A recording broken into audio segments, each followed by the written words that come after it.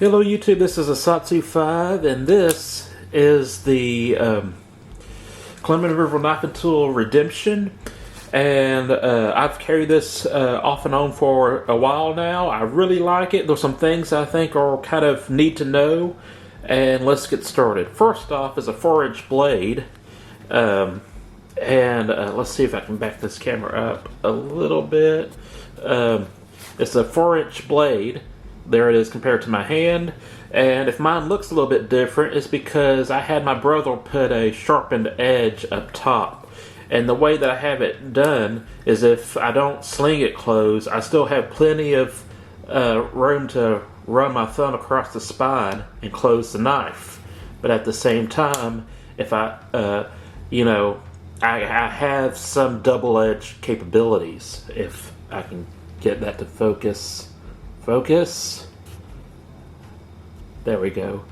But yeah, so I got a little bit of a false edge right there. It's nice and sharp, really sharp, and I still it's hard not to sling this closed, but I can still run my thumb across and close the knife. Some things that I think are kind of neat to know before you buy this. First off,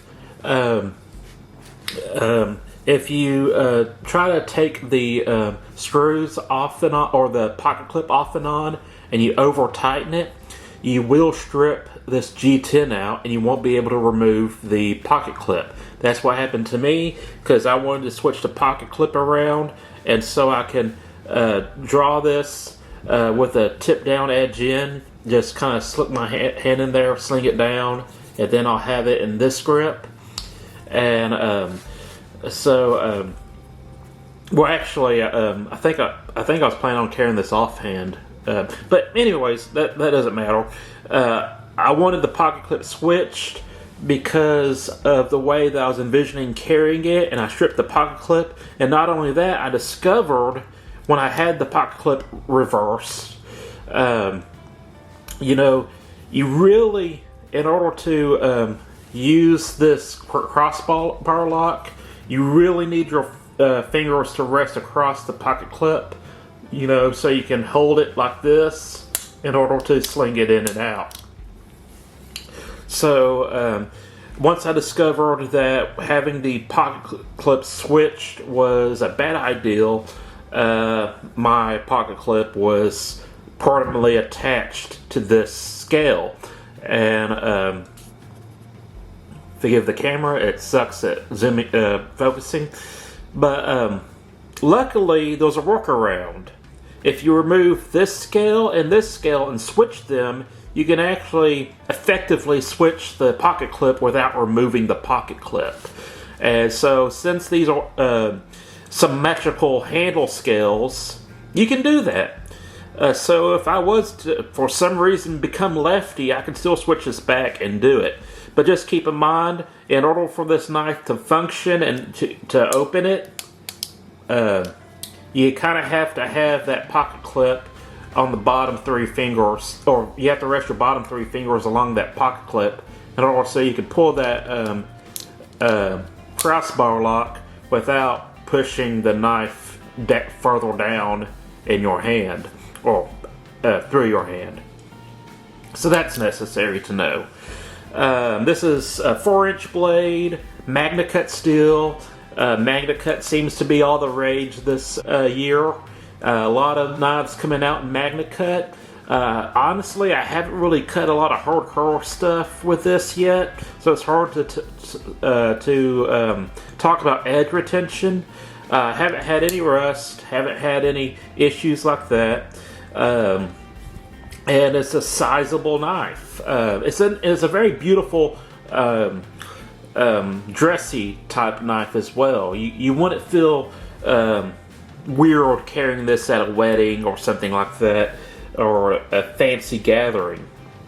Just know that it's going to be a little bit awkward to open and close if you're not used to using a crossbar lock or an axis lock or a omega lock. It's going to be a little bit more awkward. You have no thumb stud, you have no flipper, but it's not too difficult to master. Also, something that I noticed, if you hold it in reverse grip and sling it like that, the crossbar kind of sticks. So, and that's kind of how I envision drawing it and using it. You know that I'm a fan of Libre and Pakal for small knives, and the crossbar lock will kind of have a stick to it. It's not quite as smooth as a Cold Steel Ultra lock or a Axis lock from Benchmade. Definitely not a deal breaker, but that's just something that I've noticed while carrying this, is that if you sling it into the reverse grip, like I would use it in a defensive situation, it'll stick when you want to close it. Is that necessarily a bad thing? No. That's just something I noticed, that it was different than the other crossbar style locks that I've used. Oh man, that's a good thumbnail. If my fingernail was a little bit cleaner. And forgive me for that. Anyways, so those are some of the things I've noticed about this.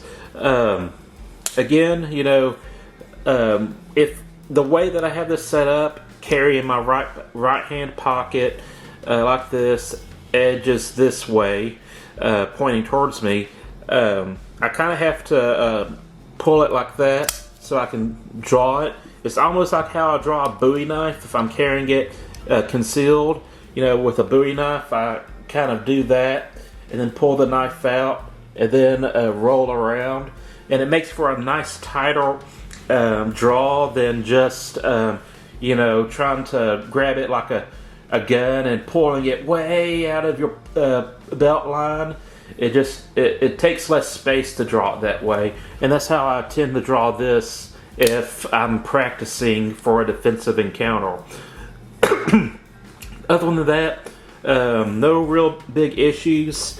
You know, it's not the end of the world that the crossbar lock sticks if you sling it out real hard. It's not the end of the world that you get your pocket clip stuck on one scale. I mean, you can flip it over and use this scale on this side if you want to. And yeah, and just keep in mind that that pocket clip serves a definite purpose in opening and closing the knife. So those are the things I think are kind of necessary to know before you buy this or consider buying it. Other than that, I really love the knife. It's a old school looking dagger, but it's a folding knife. So that's it. I'm a Satsu 5, and I'm out.